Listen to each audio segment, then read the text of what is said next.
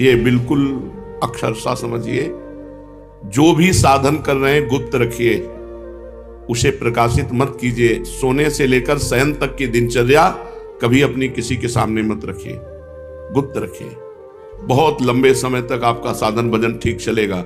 और यदि आपने अपनी साधना व्यक्त कर दी, 2-4 लोग बैठे हैं, उनसे कि आप क्या समझते हो, मैं 1 बजे रात्रि को उठता हूँ, ऐसा ऐसा करता हूँ, ऐसा ऐसा कर, वो बंद हो जाएगा, उठना बंद हो जाएगा, वो दिनचर्या बंद हो जाएगी। स्पष्ट लिखा हुआ है। तो इसमें लिखा है कि दूसरों को बताने के समय हमारे चित्त में अहंकार होता है, अंतःकरण में अहंकार स्फुरित होता है। मैं इतने बजे करता हूं, मैं ये करता हूं, मैं करता हूं, इसके कारण उसकी साधना रुक जाती है। यदि उसे घुमा के वर्णन करे कि संतों ने कहा रात्रि के 1-2 बजे उठ जाना चाहिए, भजन साधन करना चाहिए, फिर ब्रह्म मुहूर्त में अमुक अमुक ऐसा साधना करना चाहिए, संतों ने कहा है, अपनी डायरेक्ट बात ना बतावे कि हमारी साधना क्या है। सदैव अपनी साधना को गुप्त रखे, भगवत चर्चा करे, संतों की बातें बताए। अपनी बात बतानी है तो किसी साधक ने ऐसा अनुभव किया, ऐसी बात बतावे। कभी अपने को उसमें सम्मिलित न कर ले कि मैं अपना अनुभव बताता हूं कि ऐसी ऐसी दिनचर्या मेरी 10 वर्ष से चल रही। तो आप लिख लो, अगर 10 दिन के अंदर न रुक जाए तो हमें बता देना। चाहे जितनी हिम्मत कर लो, 10 दिन के अंदर रुक जाएगी, हम कह रहे, गारंटी। आप अपनी संपूर्ण साधना को किसी से बता दो, अगर 10 दिन के अंदर वो साधना न रुक जाए तो हमें बता देना। कभी भी किसी भी स्थिति में अपना रहस्य नहीं खोलना चाहिए साधना का, कि हम क्या साधना करते हैं, कितनी करते हैं, क्या करते हैं।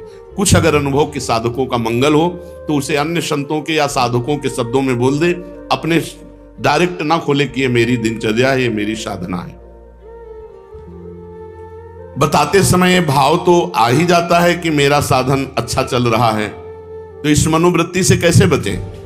ऐसी बात मन में आवे तब यही माने कि मेरा साधन गुरु कृपा से चल रहा है, भगवत कृपा से चल रहा है, और दूसरों का भी साधन भगवान जैसा चला रहे हैं वैसा चल रहा है। अभिमान करने की कोई जरूरत नहीं है। अभिमान की वृत्ति उदय होने ही ना दे। दूसरे जैसे भगवान चला रहे हैं वैसे चल रहे हैं, हमें जैसे भगवान चला रहे हैं वैसे हम चल रहे हैं। साधना करते समय मन में संकल्प विकल्प बहुत उठते हैं, इसके लिए क्या करें? वैसे साधना तो इसी बात की है कि कोई संकल्प न उठने पावे, पर यदि संकल्प उठे तो उसे पूरा होने न दे, उसे नष्ट कर दे। संकल्प उठे तो उसे पूरा ना होने दे, चाहे सत हो चाहे असत होने। ये संकल्प बनना बंद नहीं होगा। साधना है संकल्प रहित होने की। कोई संकल्प नहीं है, ना अच्छा ना बुरा। बोले हम आज से ये संकल्प करते हैं। आज से क्या संकल्प करते हैं? हमारा तो जीवन भर का संकल्प है कि भगवान का नाम न छूटे, बस उसी में। अभी तक नहीं पूरा हो पाया संकल्प, तो और संकल्प बना के क्या करें? भगवान का साक्षात्कार करना है, अभी तक नहीं पूरा हो पाया, तो और संकल्प बना के क्या करें? ये जो छोटे छोटे संकल्प उठते हैं, ये करना है, ये देखना है, ये सुनना है, ये भोगना है, इनको नष्ट कर दे। कैसे नष्ट होते हैं? नाम जप करते हुए इनकी उपेक्षा कर दे तो अपने आप ही नष्ट हो जाते हैं। नाम जप बंद ना हो और आप लगाव ना रखें जो अंदर मन संकल्प विकल्प दे रहा है, तो वो नष्ट हो जाएंगे। अगर परमार्थिक शुभ संकल्प कोई हो तो उसे आदर दे दो, नहीं तो परमार्थिक व्यवहारिक दोनों खत्म। बिना संकल्प के चलने दो। संकल्प रहित साधना ही भगवान की प्राप्ति का है। कोई संकल्प नहीं, कोई संकल्प विकल्प नहीं। इतना जपना ये भी संकल्प नहीं, निरंतर जपना है ये संकल्प। हमारे जीवन का लक्ष्य है एक भी श्वास खाली ना जाए, एक भी मिनट व्यर्थ ना जाए। पूछत रीति भभूकत धावत, श्री सेवक जी महाराज लिखे। नहीं, कैसे बदले? भजन का तीव्र अभ्यास। भजन से जब हृदय शीतल हो जाता है तो कोई गाली भी देता है तो उत्तर देने का मन नहीं होता। कोई गुस्सा भी दिलाता है तो इतनी शीतलता है कि गुस्सा ही नहीं आती। भजन का तीव्र अभ्यास और भगवान से कृपा याचना करना कि हमारा स्वभाव बदल दो। सेवक जी कह रहे हैं, या जो पर्यो मोहि सहज स्वभाव, से हरिवंश नाम रस चाओ, नाव सुदृढ़ भव तरन को। ये सुदृढ़ नौका है नाम। भवसागर से तरने के लिए सुदृढ़ नौका नाम है, और मेरा स्वभाव पड़ गया है निरंतर हरिवंश नाम का रटने का। यह जो पर्यो मोहि सहज स्वभाव, श्रुतौ राधिका कीर्तिरंतः स्वभावे। हमारी श्रवणेंद्री का स्वभाव बन गया ऐसी किशोरी जी की चर्चा सुनना। जबान का स्वभाव बन गया है राधा राधा रटना। हमारा स्वभाव तभी बदलेगा जब हम तीव्रता पूर्वक भजन में लगेंगे। 1 महीने में 1 बार गुस्सा होने पर 1 महीने के भजन का फल ढक जाता है। 12 बार गुस्सा हो गए तो साल भर में तुम्हारे पास रह क्या गया? अच्छे से गुस्सा हो जाने पर 1 महीने का भजन का फल ढक जाता है। ये संतजन बावरे थोड़ी कि मारो तो भी गुस्सा नहीं होते, शांत रहते हैं। तो बोले जो मारने वाला है फिर अगर उसको प्रतिकूलता नहीं दी जाएगी तो और बढ़ जाएगा। नहीं, उमा क्षमा साप होते भारी, अपने कर्म जाए अपकारी। जो तुम्हारा अपकार कर रहा है उसे क्षमा कर दो, तुम्हारी क्षमा उसके लिए सांप से भी बढ़कर जाकर दंड देने वाली बन जाएगी। तुम्हारा भजन तो बढ़िया बच गया और उसको दंड सांप से भी अधिक मिल जाएगा। उमा क्षमा साप होते भारी, अपने कर्म जाए अपकारी। छोड़ो उसको, शांत रहो। कोई बात करे तो बहुत नम्र और मृदु बात करो और सावधानी पूर्वक जीवन व्यतीत करो। ऐसे किसी स्त्री पुरुष से बात ही न करो जिससे कोई संबंध नहीं है। व्यर्थ में नेत्रों को बहुत संभाल के, वाणी को बहुत संभाल के रास्ते चलते, श्री हरिवंश, जिधर वो श्री हरिवंश आया उधर से मुंह फेरो और फिर बोलो श्री हरिवंश तो चल दो। साधु का स्वभाव ऐसा नहीं होता। ऐसे करोगे फंस जाओगे, ऐसे करोगे फंस जाओगे। बिल्कुल नहीं फंसना। कोई श्री हरिवंश नाम के सहारे, राधा नाम के सहारे आपसे नेत्र मिलाना चाहता है, आपसे बातचीत करना चाहता है, बिल्कुल नहीं है श्री। और अगर स्त्री शरीर में है तो बोलना ही नहीं है। कोई पुरुष आपसे कह रहा है भाई जी श्री हरिवंश, बोलना ही नहीं। वो भले माने कि गुस्सा है क्या, पागल है क्या, सुनाई नहीं देता क्या, यही माने तो अच्छा है। ज्यादा अपने को प्रवीण संत न समझ ले, नहीं तो फंसने में देर नहीं लगती। माया फौरन फंसा लेती है, चित्त वृत्ति आकर्षित हो जाती है। इसलिए अपना स्वभाव बदले। भजन का फल है स्वभाव का बदलना। पूरी चेष्टा करता हूं साधना में, परिस्थिति में सुधार संतोषजनक नहीं आ रही, बड़ी निराशा छा रही है। जो साधक भगवान की कृपा का आश्रय लेकर साधना करता है, साधना में संलग्न है, प्रमाद नहीं करता, और ये स्थिति है कि संतोष नहीं हो रहा है, बढ़िया बात है। भगवान की कृपा का भरोसा करके साधना में कोई कमी नहीं पर संतोष नहीं हो रहा, ये बढ़िया बात है। संतोष होना बहुत हानिकारक है साधना में। साधना में असंतोष बढ़िया है।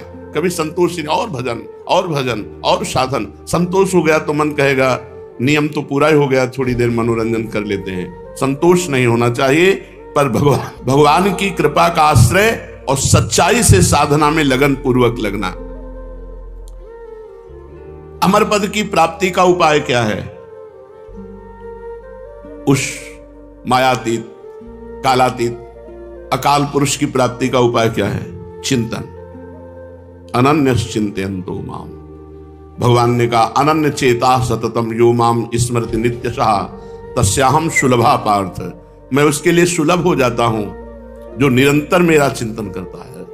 नाम का चिंतन, रूप का चिंतन, गुण का चिंतन, बस चिंतन चलना चाहिए।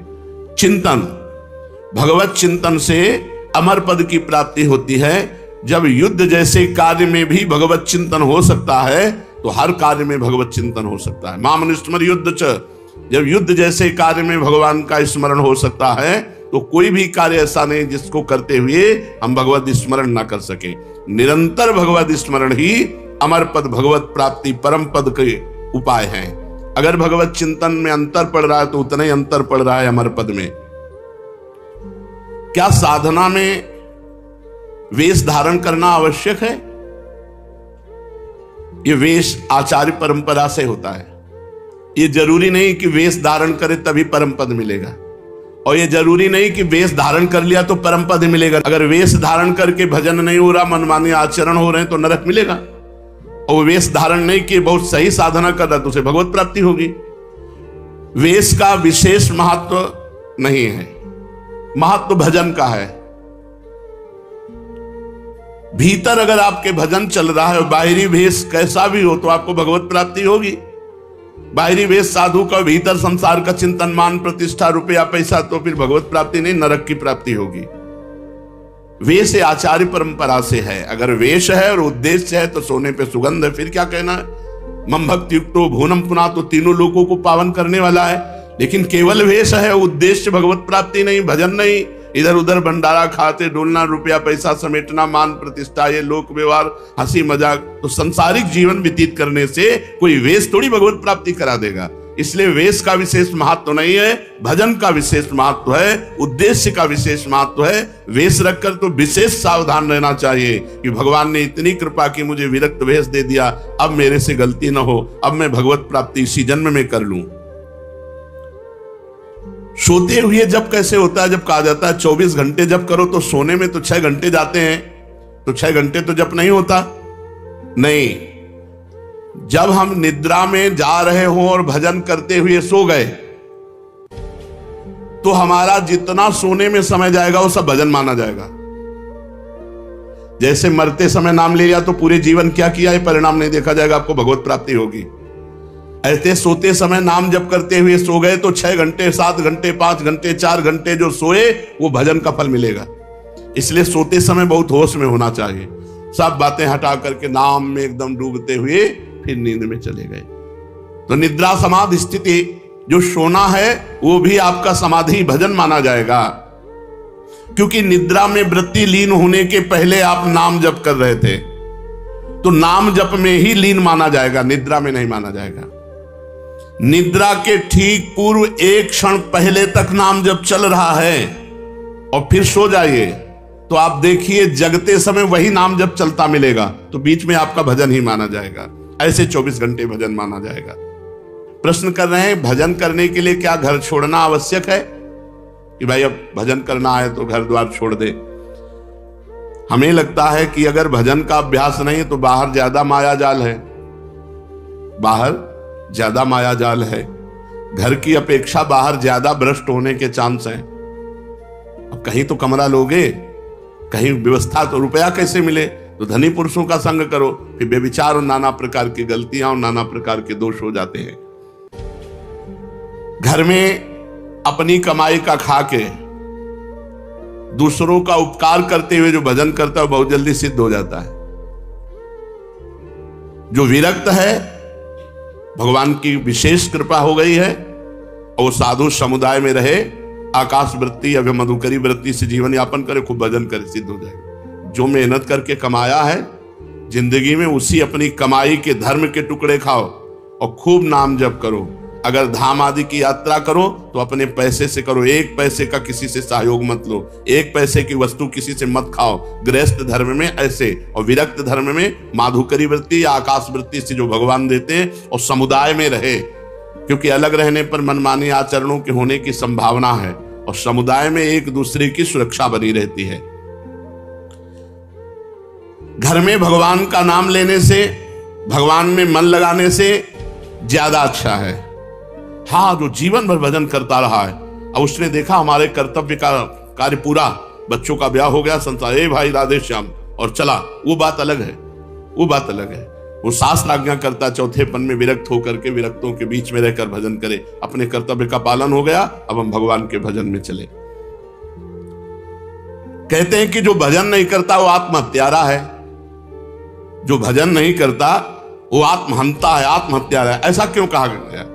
बोले भगवान ने कृपा करके मनुष्य जन्म दिया है, कृपा करके सुविधा दी है कि इस जन्म में प्रमाद से हटकर भजन करके मेरी प्राप्ति कर लो, और अगर आपने नहीं की तो यह अपराध बना और आप आत्महत्यारे कह जाओगे। जो न तरय भवसागर अस समाज नर पाए, स्वत निंदक मंदमति आत्महनन गति जाए।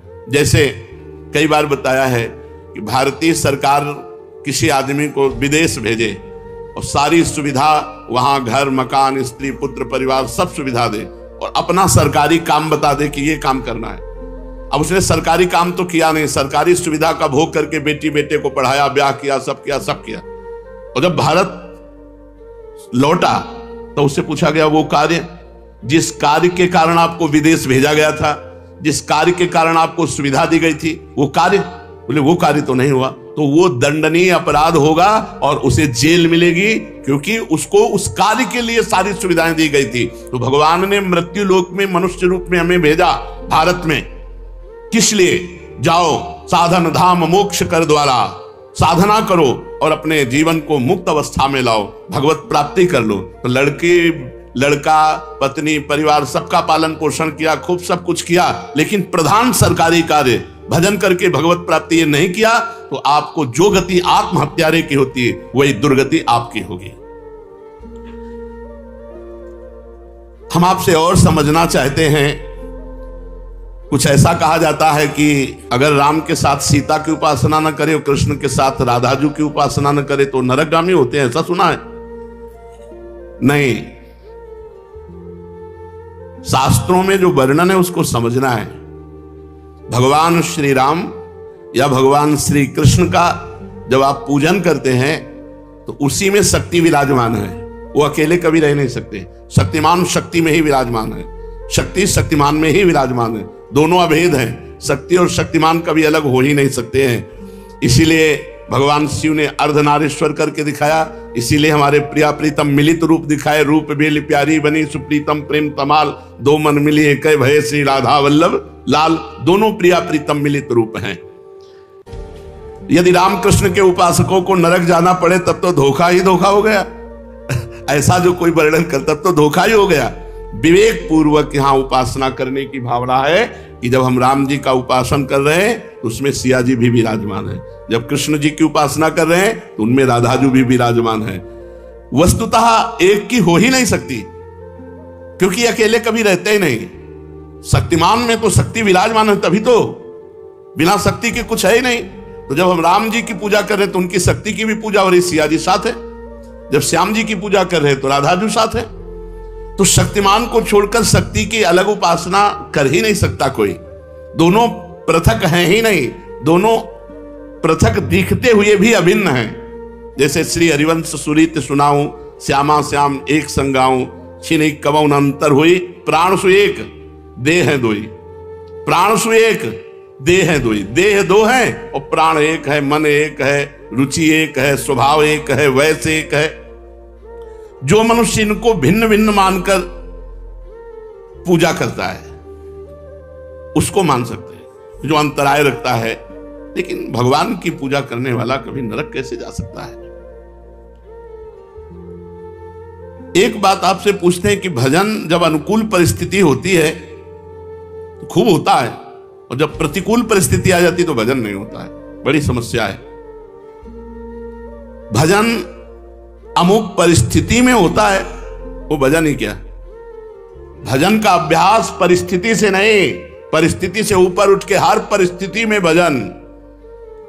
बड़ी कृपा रही, भूखे रहकर भजन, खा के भजन, सर्दी में भजन, ओढ़ के भजन, गर्मी में भजन, एसी में भजन, हर परिस्थिति में भजन हमारा होना चाहिए। ये देख लो, हा राधा राधा राधा, और जब गर्मी पड़ रही वो बड़ी गर्मी है, ऐसा नहीं।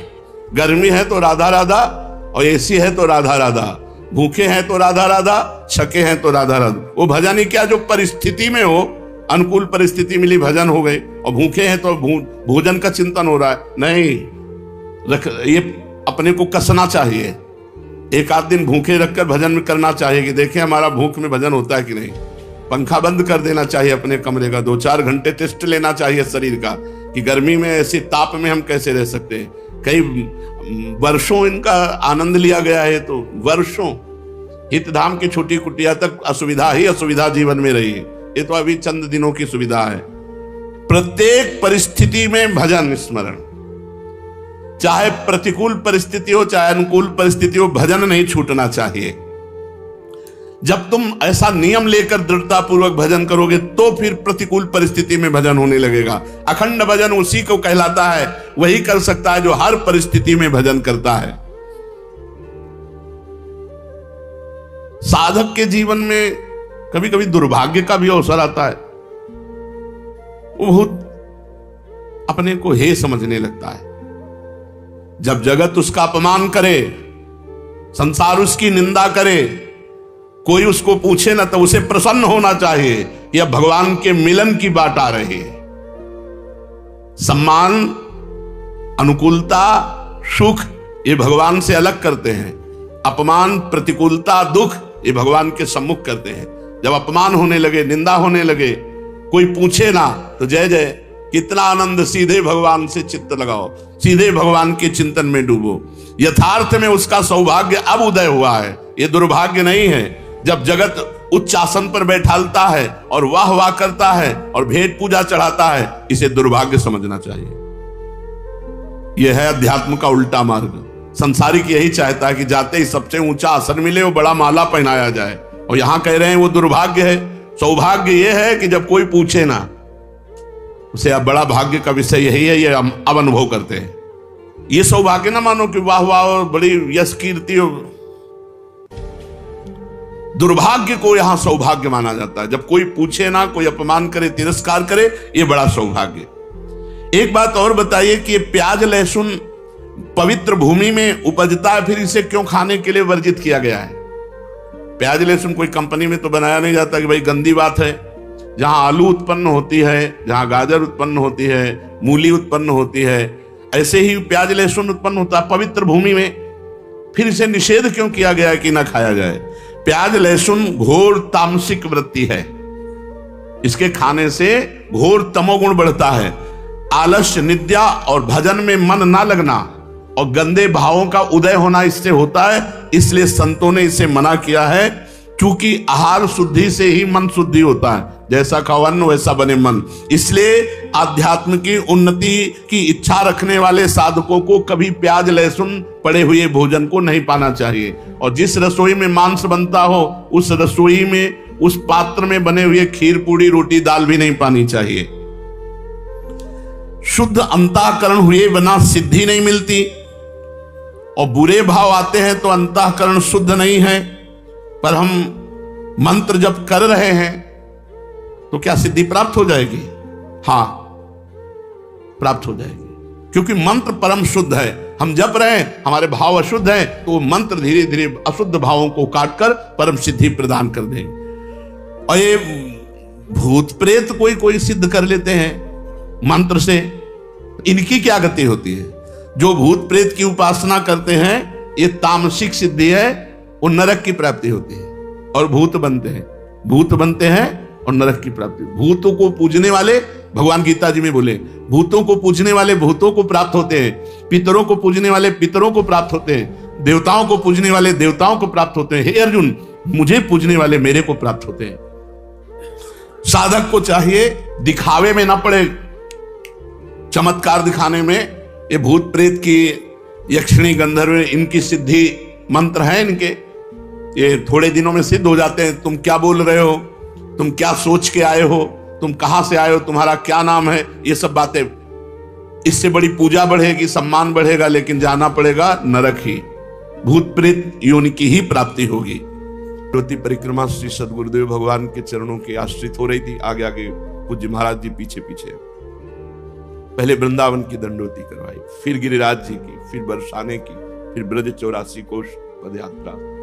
गुरु कृपा ही सामर्थ्य प्रदान करती है।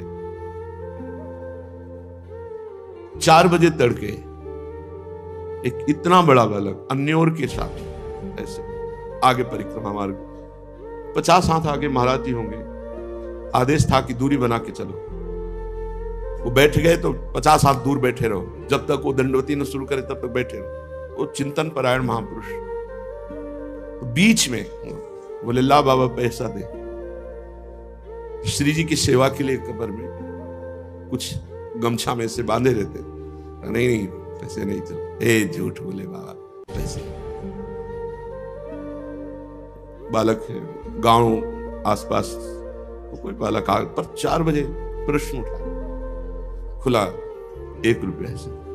वो मंद मुस्कान, वो चितवन, दंडवती लगाए बिना कारण के अश्रु प्रवाह। जब दंडवती का विश्राम हुआ तो पूज्य महाराज जी से कहा, महाराज जी ने कहा, यहां बालक कहां आ सकता है 4 बजे? ये तो गिरिराज धरन की ही लीला है, गिरिराज धरन। जब यहां वृंदावन आए तो भक्ति दीप महाराज जी यहां रहते थे। उनका, बाबा तुम्हें भगवत साक्षात्कार हुआ गिरिराज जी में? नहीं महाराज। हे बाबा, हमको यहां से पता चला तुम कह रहे हो। वो क्या पता चला महाराज? बोले एक बालक नहीं मिला? हाँ, अन्योर के पास एक बालक ऐसे। बोले वो गिरिराज धरन ही थे। श्री जी में उनका बहन भाव, बड़े सिद्ध महापुरुष भक्तिदीप जी महाराज। ये दंडवती परिक्रमा, ये धाम का आश्रय भगवत प्राप्ति के लिए बहुत पर्याप्त है। बस अपने जीवन की धारा परमार्थ से गिरने ना पावे, निश्चिंत हो जाओ। ये लाखों प्रकार की साधनाएं एक तरफ और धाम का आश्रय वास एक तरफ, ये बहुत बड़े साधन से परिपूर्ण अवस्था को प्राप्त महापुरुष है श्रीपाद प्रबोधानंद जी।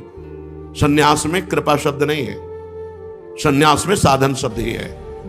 कृपा शब्द तो वैष्णव पद्धति में, भक्ति में है। महाप्रभु चैतन्य देव की कृपा से श्रीधाम वृंदावन का और वृंदावन के रसिकों के कृपा कटाक्ष से जो प्राप्त हुआ, तो कह रहे सर्वम त्यक्त्वा,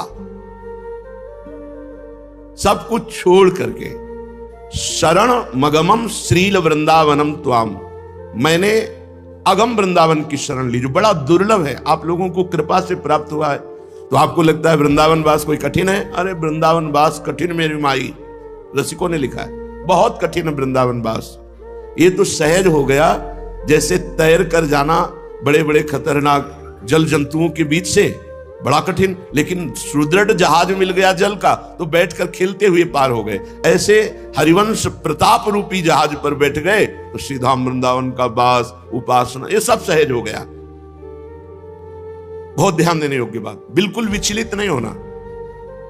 इसका मतलब ये नहीं कि प्रमाद स्थिति में मनमानी आचरण करना, बात को समझना है। सर्वम त्यक्त्वा शरण मगमम श्रील वृंदावन त्वाम अत्वयि अत्यंता क्षमम करवम कोटि संख्यापराधम। आपके ऊपर मैं जब वास करने लगा, आपकी शरण लेकर, तो ठहरा अपराधी जीव तो करोड़ों अपराध किए। त्वयि अत्यंता क्षमम करवम कोटि संख्यापराधम, पर आप इतने दयालु हैं कि आपने मेरा हाथ नहीं छोड़ा। करोड़ों अपराध करने पर भी आपने क्षमा किया और हमें वास दिया। श्री धाम वृंदावन चाहे तो 1 मिनट में ऐसी आपकी चित्त वृत्ति कर देगा कि हम हाथ जोड़ें, आपको सब सुविधाएं दें, तो भी आप नहीं रुकोगे, भाग जाओगे। और श्रीधाम पकड़ लेना तो रोज आप अपमानित हो, कड़वे वचन सुनो, हर अव्यवस्था हो, तो भी आपके मन में नहीं आएगा कि मैं वृंदावन छोड़ दूं। यही लगेगा कि नहीं नहीं, यही वृंदावन वृंदावन। और ये आता भी नहीं है कि मैं वृंदावन वास करूं बिना श्री जी की कृपा के। श्री राधिका कृपा बिनु सबके मनन गम्य। अभी जब आ रहे थे तो एक भगत अपने भाव प्रस्तुत कर रहे थे कि मैं बार बार तो आ नहीं सकता, एक बार दर्शन किया, कोई जीवन तो हमें यहाँ बिताना नहीं। तो फिर हमें अच्छा नहीं लगा, फिर माइक लिया, ए भाई, हमें जीवन भले यहां बिताने को ना मिले, लेकिन हम यही बोलेंगे कि मेरा जीवन यहां व्यतीत हो जाए। हम हर बार यहां आवे और हर बार यहां मांगे कि प्रभु भले हमें अखंड वास न दो, लेकिन जब मरे तो आपकी रज में मरे, इतनी कृपा कर दो। तो धाम में जो पधारता है धामी देख लेता है, धामी है श्यामा श्याम। अरे आकांक्षा नहीं होती, आकांक्षा नहीं हो सकती बिना किशोरी जी की कृपा के। सर्वम त्यक्त्वा शरण मगमम श्रील वृंदावन त्वाम, हे वृंदावन सब कुछ छोड़कर हमने आपकी शरण ली। और हमारा स्वभाव है गलती कर देना, तो हमसे कोटि संख्या अपराध हम अगर गिने तो करोड़ों अपराध होंगे, पर आपने सब क्षमा किया। कैसे पता चला क्षमा कर दिया? क्योंकि मेरे हृदय में यह नहीं आया कि मैं वृंदावन छोड़ दूं। आपने मेरा कर पकड़ लिया, हाथ पकड़ लिया। तन्मे नालंबन में ही किमप्यस्ति राधा पदाब्ज द्वंद्वानंदोन्माद। और क्या कृपा कर दी? आपने सहारा दे दिया गोरे चरणारविंद का, और उन चरणारविंद से हमारे हृदय में बड़ा उन्माद प्रकट हुआ, प्रेमोन्माद। मदवनम त्वम ना चेन्नैव नैव, मैं बड़े आम में घूमता हूं हमारे माई श्यामा जी को राज। ये मस्ती, यद्यपि मैं अपराधी हूं, पर वृंदावन की कृपा से गोरे चरणारविंद की ठसक मिल गई, और मैं उसी उन्माद में मदवनम, श्री वृंदावन में मद में उन्मत्त होकर राधा राधा राधा हमारे माई श्यामा जी को राज, मेरे प्राणनाथ श्री श्यामा। अब मुझे विश्वास है नाचे नैव नैव, आप कभी मुझे त्याग नहीं सकते, आप मेरी रक्षा करेंगे, आप मुझे बचाएंगे, आप मुझे प्रियालाल से मिला देंगे, ये पक्का विश्वास। मदगुण दोष विचारम विनैव वृंदावनम महाशक्ति, नित्योच्छृंखल करुणाद्यखिल गुणम माम ध्रुवम नयेत स्वपदम। श्रीधाम वृंदावन अपने अखंड वास करने वाले के गुण या दोष नहीं देखता, इसीलिए कह रहे हैं मद गुण दोष विचारम विनैव वृंदावनम महाशक्ति। बहुत आनंद के वचन है। मेरे गुण दोष पर वृंदावन ध्यान नहीं देता, अपनी महाशक्ति से मुझ उच्छृंखल पर करुणा करके अखिल गुण युक्त करके श्री जी की सेवा में पहुंचा दिया। नित्योच्छृंखल करुणाद्यखिल गुणम माम ध्रुवम नयेत स्वपदम। स्वपदम श्री प्यारी जी की सेवा, हमारा स्वपद है श्री लाडली लाल की युगल सेवा, सहचरी पद, ये स्वपद है। जो श्रीधाम वृंदावन का अखंड वास ले लेता है, ये अखंड वास वाले, तो वृंदावन उसके गुण दोष पर विचार ना करके महाशक्ति अपनी सामर्थ्य से, यद्यपि वो उच्छृंखल स्वभाव का है, तो भी करुणा करके अखिल गुण संपन्न श्री श्यामा श्याम की सेवा की योग्यता प्रदान कर देता है। धन्यम वृंदावनम। श्री वृंदावन वर्तिनी यत्र क्वचनापि सापराधस्य, राधा कृष्ण द्रोहिण उरुतर नरकात् कदापि नोद्धारः।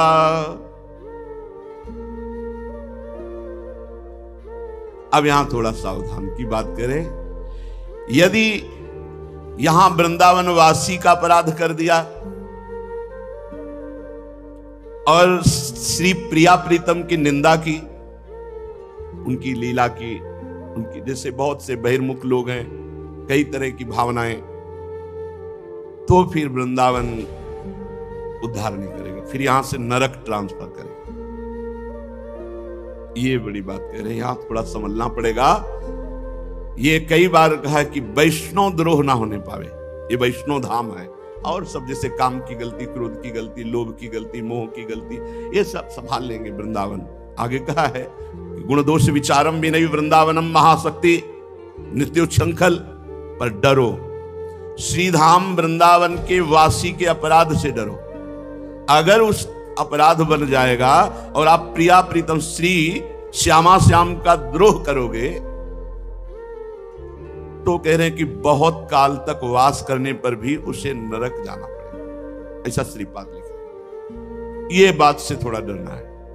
वैष्णव अपराध से बहुत बार चर्चा हुई है, वैष्णव अपराध धाम बर्दाश्त नहीं करता। इसमें वैसे तो अभी तक ये पाया था कि धाम में ही दंड मिलेगा, लेकिन स्पष्ट इसमें लिखा है उरुतर नरकात कदापि नोद्धारा।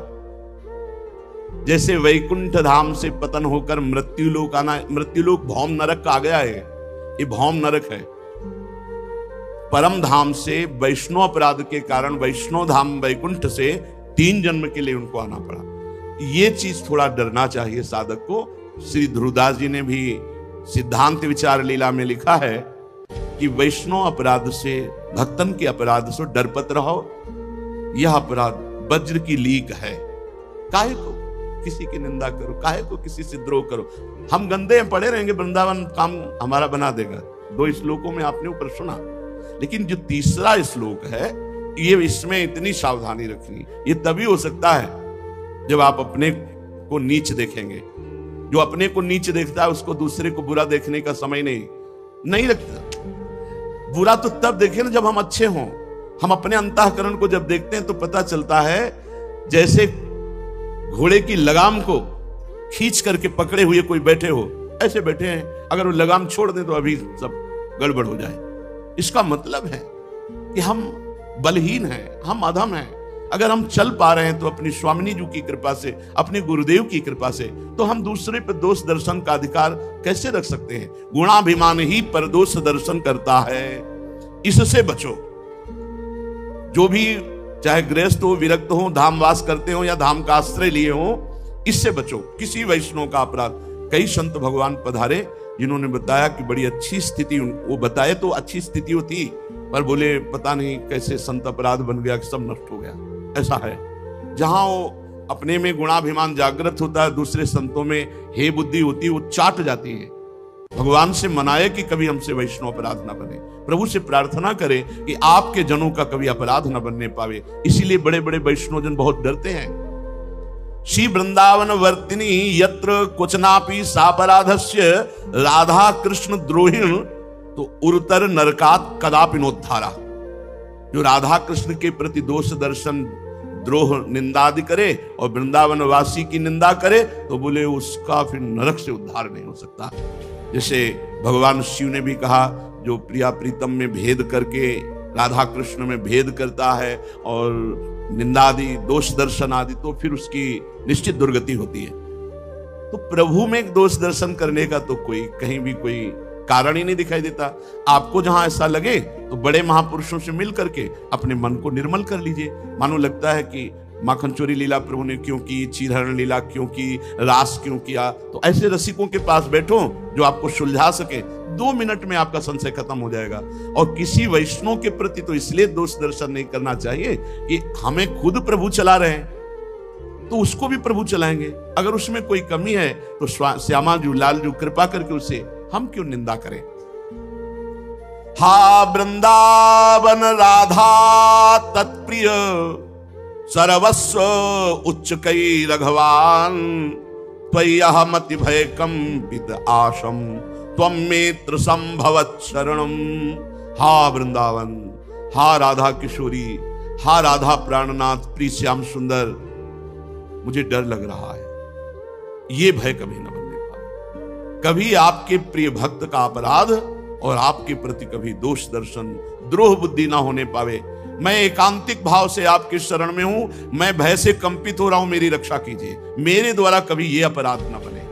हा वृंदावन, हा राधा, राधा तत्प्रिय सर्वस्व श्याम सुंदर, उच्चैक रघवान। यद्यपि मैं महान पापी हूं पर भय कंपिता, मैं उन पाप से भयभीत नहीं हूं, मैं भयभीत हूं ऊपर वाले श्लोक से। कहीं आपके भक्त का अपराध न बन जाए, कहीं आपके प्रति दोष दर्शन न हो जाए। आसम त्वं मेत्र संभवत शरणम, मैं आपकी ही शरण में एकांतिक भाव से आशा करता हूं कि आप मुझे ऐसी सामर्थ्य देंगे कि हम किसी की निंदा न करें। अवसर ही नहीं भाई, निंदा का अवसर ही नहीं है। अगर आप अपना समय खाली रखते हैं तो ये दोष बनेगा, नहीं है ही नहीं, अवसर ही नहीं। सत्संग सुना, अपनी दिनचर्या, अपने कार्य से मतलब, तेरे भावे जो करे भलो बुरो संसार, नारायण तू बैठ के अपनो भवन बुहार। हमें दुनिया से मतलब क्या है। अगर कोई हमारे पास आकर किसी संत की निंदा या कुछ ऐसा कर, तत्काल रोक देना चाहिए। ए भाई, तुम अपना चश्मा बदलो, काहे को दूसरे का दोष दर्शन करते हो। कान में अंगुली डालो, राधा राधा, वहां से निकल पड़ो। राधा कृष्ण विलासई रति मधुरिम सिंधु बंधो उल्लासई। कितनी मेहनत से भजन कमाया जाता है। भजन करना कितना कठिन है। ये दुष्ट मन और इंद्रियां एक क्षण में सब ठगों के हाथ दे देते हैं। बहुत विचित्र इनकी चाल है। मन और इंद्रियां ठगों से मिलकर हमें लुटवाते रहते, नहीं तो भगवदानंद यहां तो वास मात्र से अनुभव हो जाए। वृंदावन वास करना अपने आप में बहुत बड़ा भजन है। 1 महीने तीर्थराज प्रयाग में वास करते हैं तो बड़ा पवित्रता का अनुभव होता है, हृदय फूलता है। 1 महीने वास किया संगम में, तीर्थराज प्रयाग में। जब माघ मकर गति रवि जब हुई, तीर्थपति आओ सब कोई जाता है, जैसे अर्ध कुंभी कुंभ। और ऐसे भी माघ मास में 1 महीने वास करने में छाती फूलती, आनंदित होते। और यहाँ ज्ञान भक्ति वैराग्य सबका संगम है वृंदावन धाम, और यहां आप जीवन व्यतीत कर रहे हो, आपका हृदय नहीं फूल रहा। आप विचार करो, जब 1 महीने के बाद वहां से चले ना, बहुत आनंद अपने लोगों ने वास किया है। एक हृदय में 1 महीना से संगम स्नान हो रहा है और वहां वास किए, बड़ा पवित्रता का अनुभव होता है। और तीर्थराज प्रयाग जहां पवित्रता का अनुभव करता है, ऐसे वृंदावन धाम में आप आजीवन व्यतीत कर रहे हो, आपको अनुभव नहीं हो रहा। हम तब कहीं ना कहीं हमसे त्रुटि हो रही नहीं। वृंदावन वास मात्र आनंद में उन्मत्त कर दे आपको। राधा कृष्ण विलासई रति मधुरिम सिंधु बंधुरोल्लासई रंजित निकुंज वीथिम ध्यायन्ति वृंदाटवी महाधन्य। वह धन्य हो जाता है वृंदावन में वास करने वाला, जो केवल प्रिया प्रीतम के पद गायन करना, नाम जप करना, उन्हीं का चिंतन करना, वृंदावन की कुंज निकुंजों का चिंतन करना। रंजित निकुंज भी थी, जहां उनके चरणार विंद पड़ रहे, कैसे प्रिया प्रीतम विहरण कर रहे, कैसे प्रिया प्रीतम मुस्कुरा रहे, उनके पदों का गायन करना, नाम जप करना। तो बोले वो महाभाग्यवान पुरुष धन्य है वृंदावन वास कर। किसी से मतलब नहीं, ना काहो सो बोली वो, ना कोई व्यवहार, अपनी कुंवरी किशोरी को जियत निहार निहार। मतलब नहीं किसी से।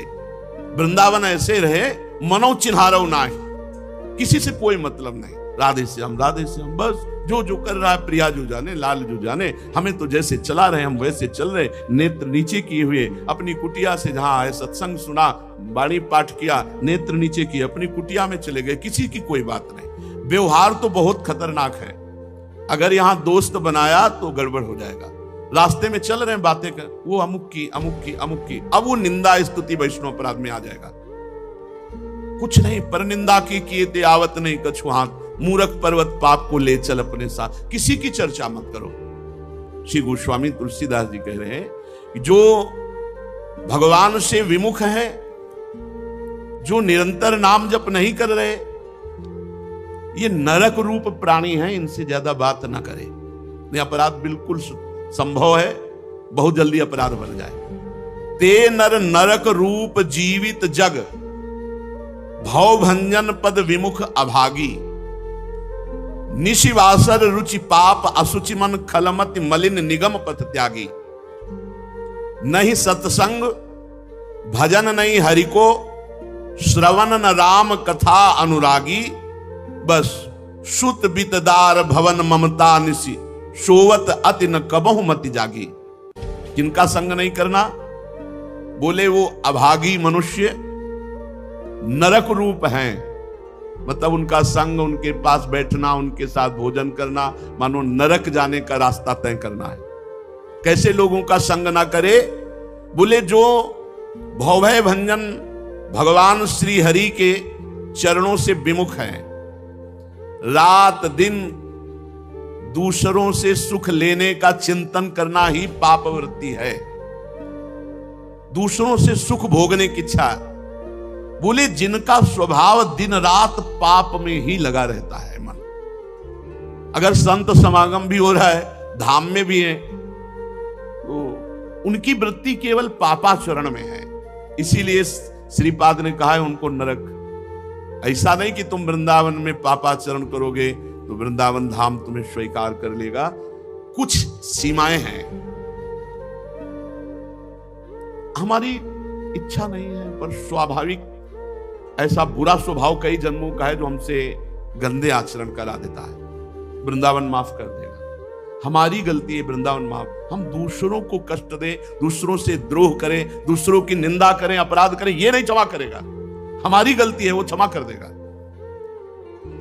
जिनका मन अशुद्ध है, दुष्ट बुद्धि है, भगवत मार्ग को छोड़े हुए हैं, ना कभी सत्संग करते हैं, ना भगवत भजन करते हैं, अगर भगवान की कथा भी हो रही है तो वहां भी इसी विचार से जाते हैं, दोष दर्शन की बुद्धि से। श्रवण न राम कथा अनुरागी, और उनके हृदय में बस स्त्री आसक्ति, धन की आसक्ति, पुत्र की आसक्ति, कैसे इनको सुख पहुंचावे, ऐसे मोह ममता में आसक्त अचेत सोते हुए, जो मैं मेरे की डोरी में बंधे हुए अज्ञान में, ऐसे लोगों का संग नहीं करना चाहिए। तुलसीदास हरिनाम सुधा तज, सठ हठ पियत विषय विष मांगी, सूकर श्वान श्रगाल सरिस जन, जनमत जगत जनन दुख लागी। श्री गोस्वामी तुलसीदास जी कह रहे हैं, ये दुष्ट स्वभाव वाले भगवान नाम रूपी अमृत का पान नहीं करते। ये अमृत को छोड़कर, नाम रूपी अमृत को छोड़कर, ये विषय रूपी जहर लूट लूट कर खाते हैं। इनसे सुअर अच्छे, कुत्ता अच्छे, गीदड़ अच्छे। क्यों? ये अपने निकृष्ट योनियों को भोग कर मानव देह की तरफ बढ़ रहे हैं, और ये मानव देह धारण करके अपनी मां को व्यर्थ में दुख दिया, 9 महीने गर्भ में रहे, जन्मे, और ऐसे पापाचरण किए कि पितरों को भी नरक ले गए। ऐसे दुष्ट संग का त्याग कर दे। अगर हमें कभी दुष्ट संग मिले भी जो भगवत विमुख है, तो पहला कार्य करना, मन से प्रणाम करना, और फिर दूरी बना लेना। मन से इसलिए प्रणाम करना क्योंकि आचार्य का आदेश है, ये क्रूरापि पापिनो न च सताम संभाष्य दृश्यासे सर्वानुवस्तुतया निरीक्ष परम स्वाराध्य बुद्धिर्मम। उनमें भी मेरे राधा वल्लभ लाल हैं, उनको प्रणाम, जो ही प्रणाम करोगे तो अब आप उनसे दूरी बना लो, उनकी निंदा भी मत करो, तो कोई अपराध आपके ऊपर लागू नहीं हो पाएगा। नहीं, ऐसे लोगों की भी निंदा करना हमारे अंतःकरण में मलिनता पैदा कर देगा, क्योंकि कहीं ना कहीं हम उनका चिंतन करने लगेंगे और चिंतन हमारा मलिन हो जाएगा। मलिन चिंतन मलिन कर देता है। चलते हैं श्रीमद् भागवत महापुराण, जिसमें भगवान के अवतार श्री पृथु जी महाराज अपनी प्रजा को उपदेश किए कल आपने श्रवण किया, अपनी प्रजा को महाराज पृथु जी ने कहा कि सबसे पहली बात किसी पर दोष दर्शन नहीं करना। वही देखो, हर जगह परमार्थ की जहां सावधानी की वार्ता है, वहां कोई ऋषि बोले या कोई भक्त बोले या भगवान बोले, शास्त्र बोले, एक ही बात है। ध्यान दीजिए, कल की चर्चा में था कि महाराज पृथु ने अपनी प्रजा को कहा, मैं हाथ जोड़कर निवेदन करता हूं, यदि आप बात मानेंगे तो आप हमारे ऊपर बड़ी कृपा करेंगे, बड़ा अनुग्रह करेंगे। पहली बात यह कि आप किसी पर दोष दर्शन ना करें। दूसरी बात, हृदय में निरंतर भगवान का नाम जप करें। तीसरी बात, जो भी कर्तव्य कर्म करते हैं भगवान को समर्पित कर दीजिए, इससे सर्वलोक महेश्वर भगवान प्रसन्न हो जाएंगे, भगवत प्राप्ति आपको हो जाएगी। पृथ्वी तल पर हे मेरे प्रजाजन, वही मेरा प्रिय है जो यज्ञ भोक्ताओं के, अधीश्वरों के भी अधीश्वर सर्वगुरु भगवान श्री हरि का निरंतर भजन करते हैं। ये बहुत बढ़िया बात है। भगवान का निरंतर भजन करते हैं, वे मुझ पर बड़ी कृपा करते हैं। महाराज पृथु ने कहा, वे मुझ पर बड़ी कृपा करते हैं। अहो ममामि वितरन्त्यनुग्रहं हरिं गुरुं यज्ञ भुजामधीश्वरं स्वधर्म योगेन यजन्ति मामका निरंतरम क्षोणितले दृढ़व्रता। वो मेरे ऊपर बड़ी कृपा करते हैं, जो मेरी प्रजाजन है, जो यज्ञ भोक्ताओं के अधीश्वर भगवान श्री हरि का निरंतर भजन करते हैं।